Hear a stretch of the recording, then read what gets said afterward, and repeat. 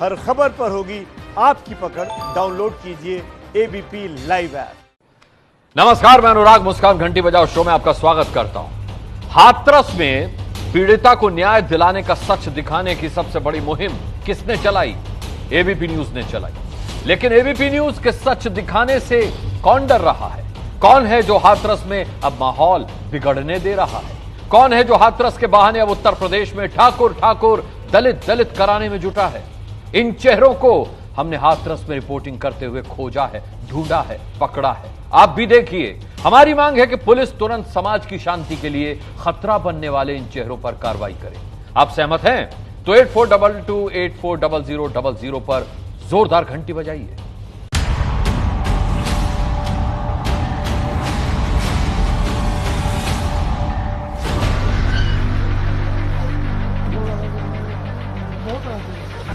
यूं तो कानून व्यवस्था बनाए रखने के लिए उत्तर प्रदेश के हाथरस में भारी पुलिस बल पिछले 4 दिनों से तैनात है।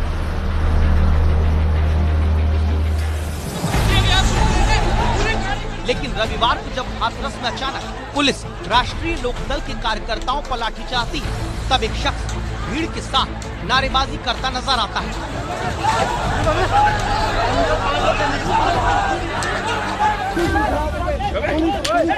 सोमवार को जब आम आदमी पार्टी के कार्यकर्ताओं पर लाठी पटकती है, तब भी हाथरस में यही आदमी नारा लगाता हुआ नजर आता है।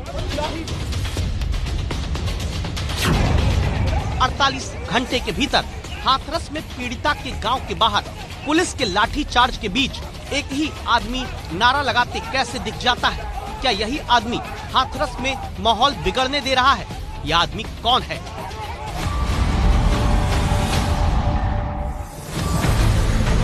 पहले देखिए आज क्या हुआ। आम आदमी पार्टी के सांसद संजय सिंह पीड़िता के परिवार से मिलते हैं। माहौल में सब कुछ शांत है। संजय सिंह बाहर आकर जैसे ही मीडिया से बात करना शुरू करते हैं, काली शर्ट पहने हुए एक आदमी पीछे से आता दिखता है। इसके हाथ में स्याही है। ये संजय सिंह पर स्याही फेंककर शांत माहौल में तनाव पैदा कर देता है।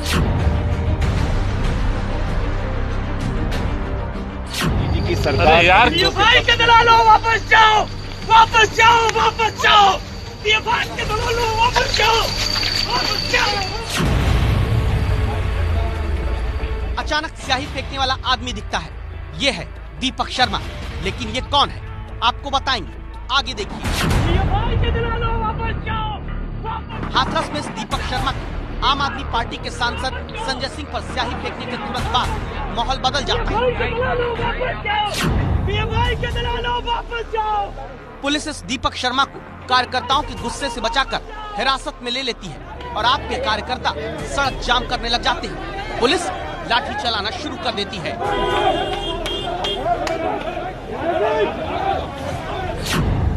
संजय सिंह के आने के बाद यहाँ विवाद की स्थिति हो गई है और पुलिस के साथ पुलिस पे हमला किया है। कुछ लोगों ने ये देखिए विवाद की स्थिति इस समय है। संजय सिंह पे स्याही फेंकी गई है यहाँ पर और चारों तरफ अफरा तफरी का माहौल है। फिलहाल जिस आदमी ने स्याही फेंकी है उसको पकड़ लिया गया है। सवाल उठता है कि क्या दीपक शर्मा नाम के शख्स का हाथरस में अभी माहौल बिगड़ने देने से कोई संबंध है? क्योंकि रविवार को भी जब आरएलडी के नेता जयंत चौधरी हाथरस में पुलिस के बैरिकेड के पास मीडिया से बात कर रहे थे, तब भी अचानक लाठीचार्ज शुरू हुआ था।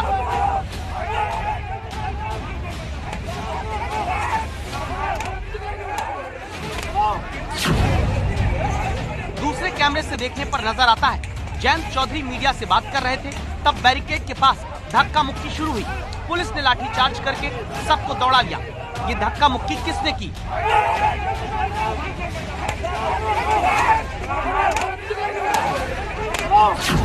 क्या भीड़ लेकर खड़े दीपक शर्मा और उसके साथियों ने, जो एबीपी न्यूज के हाथरस में सच दिखाने से इतना चिढ़े कि आपके चैनल एबीपी न्यूज के खिलाफ नारेबाजी करने लगे थे? एबीपी न्यूज मुर्दाबाद, एबीपी न्यूज मुर्दाबाद, एबीपी न्यूज मुर्दाबाद, एबीपी न्यूज मुर्दाबाद, एबीपी न्यूज मुर्दाबाद, एबीपी न्यूज मुर्दाबाद। ये दीपक शर्मा न सिर्फ नारेबाजी कर रहा था, बल्कि हाथरस में दिखी तस्वीरें गवाही देती हैं कि इसने स्थानीय लोगों को भड़काया भी था। क्या आप अपनी बात रखें, क्या विरोध है? निष्पक्ष जांच करी जाए, निष्पक्ष जांच। निर्दोष कोई बचे नहीं, दोषी कोई बचे नहीं, निर्दोष कोई बचे नहीं, दोषी। ये लोग जो बैठे हुए हैं, ये देखिए किस तरीके से यहाँ के लोग जो है नारेबाजी कर रहे हैं, विरोध दर्ज कर रहे हैं। हम आपको वही दिखा रहे हैं। ये देखिए कि लोगों में आक्रोश है। इनका कहना है तो कहीं ना कहीं आज का माहौल आप देख सकते हैं कि कुछ लोग जो है पूरा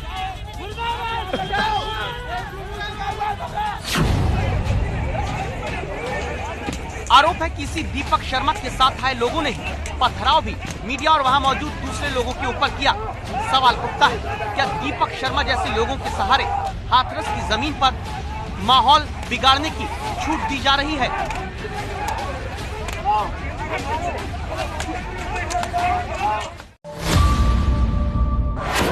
अब सवाल ये उठता है कि आखिर हाथरस में माहौल बिगाड़ने की कोशिश करता ये पहला किरदार दीपक शर्मा आखिर है कौन? जिस हाथरस में शांति से मीडिया को बात करने की इजाजत देने में प्रशासन को आंधी आ रही थी, उसी प्रशासन ने हाथरस में दीपक शर्मा जैसे भड़काने वालों को क्यों मौजूद रहने दिया? SC/ST एक्ट के तहत लड़की के परिवार को 4.5 लाख रुपए दे दिए जाते हैं। फिर लड़की के परिवार को बताया जाता है कि अगर आपने रेप का मुकदमा और दर्ज करा दिया तो आपको इतने रुपए और दे दिए जाएंगे, मिल जाएंगे। लड़की अगले दिन फिर बयान किए जाते हैं, दबाव बनाया जाता है कि बयान करवाइए जी, लड़की तो रेप कह रही है। फिर पुलिस जाती है, फिर बयान लेती है, फिर लड़की बोल देती है। कैमरा मुंह में ठूस ठूस के पूछा जाता है, रेप हुआ था ना, रेप हुआ था ना, रेप हुआ था ना? हाँ जी हुआ था। SC/ST एक्ट के तहत लड़की के परिवार हाथरस की बेटी पर शर्मनाक तरीके से आरोप लगाने वाला ये दीपक शर्मा खुद को हिंदुवादी संगठन राष्ट्रीय स्वाभिमान दल का संस्थापक बताता है। हाथरस का ही ये रहने वाला है। सोशल मीडिया पर दीपक शर्मा के फॉलोअर्स की तादाद देख लीजिए। ट्विटर पर 1,28,940, फेसबुक पर 5,400। जिनका कहना है कि वो गांव से है। और ये आदमी खुद पत्रकार बनकर भी हाथरस की वारदात को एक नया एंगल देने में जुटा नजर आ रहा है। मेरा प्रयास रहेगा। आपका कहना है वो निर्दोष फंसाए गए, तो फिर लड़की कैसे मर गई? लड़की मारिए, माना बाबू भाई लोग क्यों मार दी? इनका पहले कुछ थोड़ा सा प्रेम था संदीप का, उसका प्रेम पर उस दिन संदीप भी नहीं था उस दिन, इसलिए उसने संदीप कहाँ था उस दिन? संदीप अपने गाँव में अपने पापा के साथ गाय को पानी पिला रहा था। संदीप गांव में था, आपने देखा उसको? हाँ, तो देखा था उस समय आप गांव में थे? हाँ। ऐसे वीडियो सोशल मीडिया में डालने वाले दीपक शर्मा के दावों का सच एबीपी न्यूज संवाददाता शोभना यादव ने पीड़ित परिवार और संवाददाता रविकांत ने आरोपी परिवार से पता किया। पूछा, क्या हाथरस की बेटी का पहले से आरोपी संदीप से कोई संबंध था? बचपन से यही सभ्यता सिखाई जाती है कि अपनी ऊंची कास्ट वालों से ज्यादा नजर मिला के हम बात भी नहीं कर सकते हैं। उन लोगों को मान सम्मान देते हैं कि ये हमसे ऊंची कास्ट वाले हैं। उन्हें हम लोग तू करके भी नहीं बोल सकते, उनके बच्चों से भी नहीं बोल सकते, तो उनके साथ हम लोग रिश्ता कैसे बना सकते हैं? आप खुद समझते हो। रेप जैसी, गैंगरेप जैसी कोई घटना है ही नहीं। इसमें से जो एक लड़का है वो पहले से संबंध में था और ये रेप नहीं है, ये इच्छा से किया गया शारीरिक संबंध है। क्या वो इस बाल्मीकि लोगों की लड़कियों के साथ शादी कर लेंगे? ठाकुर समाज के लोग कर सकते हैं? जो कहा जा रहा है, चूंकि आप सामने हैं तो आपसे सीधे पूछ लेना बेहतर है। ये कहा जा रहा है कि लड़की का पहले से जान पहचान थी आपके बेटे से। ऐसा सब मेरी जानकारी में तो ऐसी कोई बात नहीं है। जब पीड़ित लड़की की भाभी और आरोपी संदीप के पिता तक हाथरस की बेटी और आरोपी संदीप के पहले से रिश्तों के दावों को खारिज करते हैं, तो क्या दीपक शर्मा नाम का ये शख्स हाथरस की घटना का इस्तेमाल माहौल बिगाड़ने के लिए ही कर रहा है? एबीपी न्यूज़ मुर्दाबाद, एबीपी न्यूज़ मुर्दाबाद। जो सवाल हमने अभी आपके सामने रखा, उसकी वजह अब आपको बताते हैं। साल 2017 का ये वीडियो है। ताजमहल के सामने कुछ लोग शिव चालीसा का पाठ करने लगते हैं। उनमें प्रमुख आदमी दीपक शर्मा ही है। 2017 में जो आदमी ताजमहल में अपने लोगों के साथ घुसकर शिव चालीसा का पाठ करने का वीडियो बनाकर माहौल बिगाड़ने की कोशिश कर चुका है, वही आदमी अब हाथरस में शांत माहौल को अस्थिर करने की कोशिश करने में जुटा हुआ है। सिर्फ और सिर्फ एक वजह है कि इनका प्रोपेगेंडा बने रहना चाहिए, इनकी टीआरपी बनी रहनी चाहिए। ये जो दिखाना चाहते हैं सिर्फ वही सच बना रहना चाहिए। खुद को हिंदूवादी नेता बताने वाला दीपक शर्मा खुद अपनी टीआरपी यानी फैन फॉलोइंग बढ़ाने के लिए प्रोपेगेंडा फैलाने का बड़ा चालाक आदमी है। इसके लिए 2017 का एक वीडियो आपको दिखाते हैं। काफी लोगों ने हमको बोला और बहुत सारे फोटोग्राफ भेजे। ये वीडियो जो मेमे बना रहे हैं उनके लिए बहुत जरूरी है। वैसे तो तुम सारे शेर हो, ठीक है ना? इधर एक बैठा है वो भी शेर था, जरा दिखाइए। ये भी एक शेर था, ठीक है? ये भी एक शेर था। भौहें चढ़ाकर भगवा दुपट्टा गले में डाले ये दीपक शर्मा ही है जो 2017 में हास्य या व्यंग के लिए इस्तेमाल किए जाने वाली फोटो और वीडियो के सही उच्चारण एमी यानी मीम बोलने की जगह मेमे करके सुर्खियों में आया था।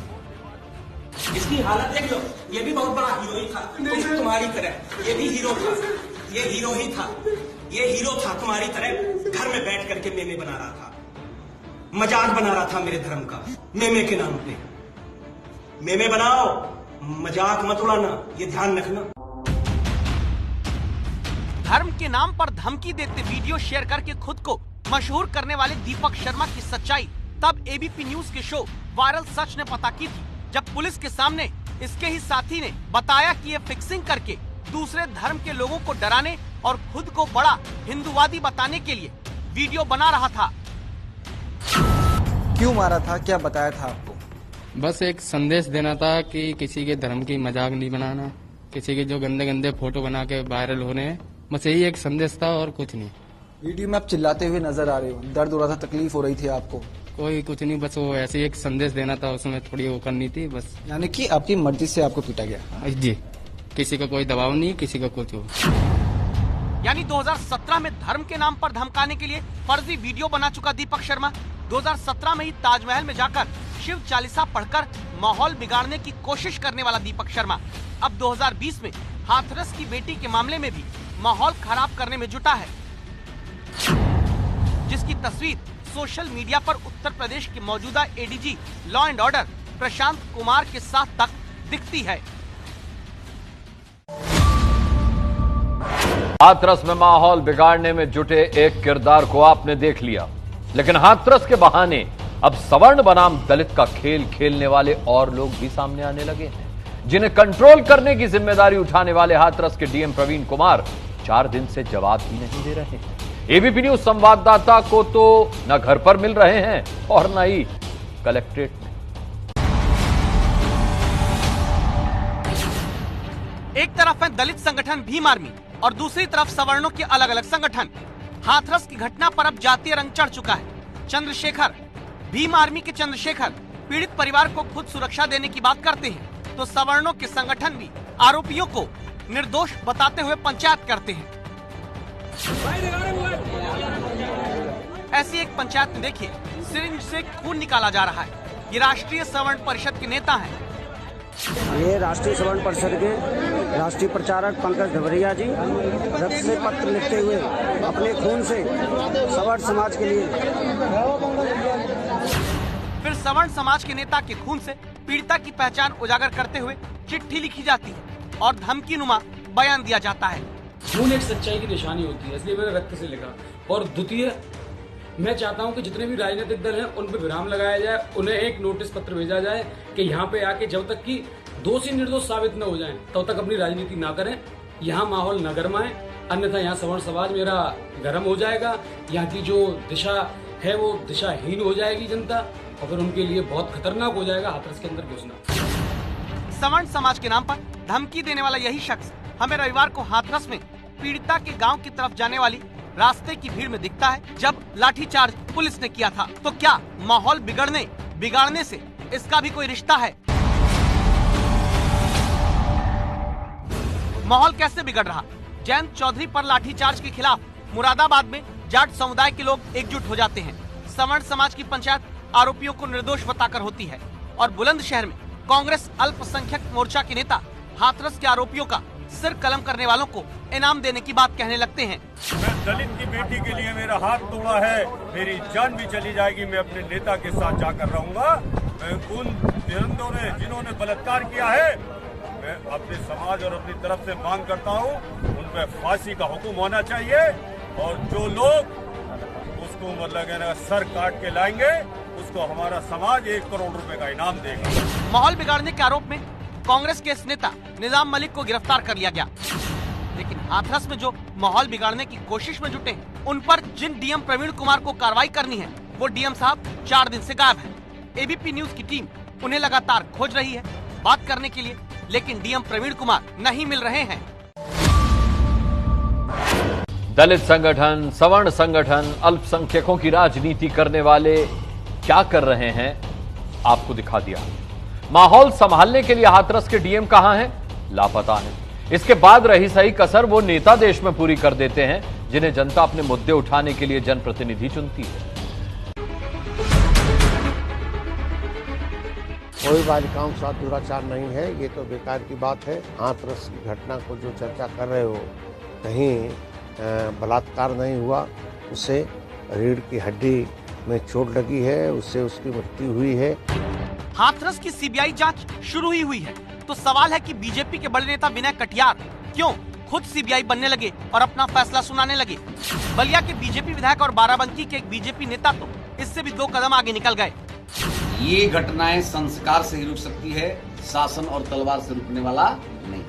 सभी पिता और माता का धर्म है कि अपनी जवान और युवती बेटी को भी एक संस्कारित वातावरण में रहने, चलने और वातावरण में अपना व्यवहार, एक शालीन व्यवहार प्रस्तुत करने का तरीका सीखना चाहिए और सिखाना चाहिए। बाजरे के खेत में कौन सी घास थी जिसको काटने ये लड़की माँ भाई को छोड़कर चली गई? ये एक बहुत बड़ा सवाल है। सूचनाएं आ रही हैं, वीडियो आ रहे हैं। इसका 3 साल पहले का अफेयर था उस लड़के के साथ में, और इस तरह की लड़कियों के पीछे आंदोलन हो रहे हैं। इसकी फाइट क्लोज करनी चाहिए और इस तरह की लड़कियों के मामले में कतई संज्ञान नहीं लेना चाहिए। बेटियों से रेप पर विवादित बयान सिर्फ उत्तर प्रदेश से नहीं मध्य प्रदेश से भी आने लगे। शिवराज सरकार में राज्य मंत्री राम खिलावन पटेल कहते हैं, अपराध नियंत्रण बिल्कुल कंट्रोल है। धरती है तो अपराध सतयुग में भी होते थे, द्वापर त्रेता में भी होते थे, अब भी होते रहेंगे। बयानबाजी की इस लड़ाई में अकेले बीजेपी के मंत्री नेता नहीं, छत्तीसगढ़ की कांग्रेस सरकार के मंत्री भी हैं। इतनी बड़ी घटना हुई है हाथरस में, रमन सिंह जी ट्वीट को नहीं कर रहे हैं, और एक छोटी घटना कोई हो गई बलरामपुर में, यहाँ छत्तीसगढ़ में, वो सिर्फ छत्तीसगढ़ सरकार की आलोचना के अलावा दूसरा कोई काम नहीं कर रहे हैं। मैंने कभी ये नहीं कहा कि रेप की घटना छोटी होती है, रेप की घटना हमेशा बड़ी होती है। 2016 में बुलंदशहर में हुए रेप मामले पर ऐसा ही एक विवादित बयान देकर उत्तर प्रदेश की समाजवादी पार्टी सरकार में मंत्री रहे आजम खान को माफी तक मांगनी पड़ी थी। मामला सुप्रीम कोर्ट तक पहुंचा था। आजम खान जब बिना शर्त माफी मांगने को तैयार हुए तब सुप्रीम कोर्ट ने केस खत्म किया। तब सुप्रीम कोर्ट ने भविष्य में ऐसे बयान देने वाले नेताओं पर लगाम लगाने के लिए नियमों को जरूरी बताते हुए बहुत महत्वपूर्ण बात कही थी। संवैधानिक पद पर बैठा व्यक्ति क्या ऐसे बयान दे सकता है? इससे पीड़ित की मनोदशा पर क्या असर पड़ेगा? कानून व्यवस्था बनाए रखना राज्य सरकार की जिम्मेदारी होती है। ऐसे बयानों से आम आदमी का भरोसा सिस्टम से उठता है। लेकिन सुप्रीम कोर्ट के संदेश के बाद भी जिम्मेदार पदों पर बैठे मंत्री नेताओं ने कोई सबक नहीं लिया। अगर लिया होता तो बेटियों के सम्मान से खिलवाड़ पर शर्मनाक संवेदनहीन बयान आज भी सुनने को नहीं मिलते। एबीपी न्यूज ने ही सबसे पहले हाथरस केस में पीड़िता के परिवार को अपनी बात रखने का मौका दिलाने की मुहिम छेड़ी। 2 अक्टूबर की रिपोर्ट देखकर घंटी बजाने वाले दर्शकों की क्या राय आई है, अब सुनिए आप। मोदी जी से ये सवाल करना चाहती हूँ, क्या यही है हमारा डिजिटल भारत जहाँ बेटियों की कदर नहीं की जाती? मैं भी एक बेटी हूँ और मैं इंसाफ चाहती हूँ। उसके लिए गलती सिस्टम की है, सिस्टम को समझती हूँ। उनके साथ धक्का मुक्की करना, कैमरा बंद करना, एक महिला को पुरुष के साथ गाड़ी में बिठाना, उन्हें सच दिखाने से रोकना, परिवार तक न जाने देना, ये बेटी का अपमान नहीं तो और क्या है? न्याय न्याय और न्याय चाहिए मुझे। एबीपी न्यूज़ की रिपोर्टिंग काफ़ी अच्छी थी और काफ़ी मेहनत वाली थी। पूरे दिन हमने देखा और हमें उम्मीद है आगे भी आप ऐसा ही करोगे और जब तक इस लड़की को न्याय नहीं मिलेगा तब तक हमें उम्मीद है कि आप लोग अच्छा काम करोगे।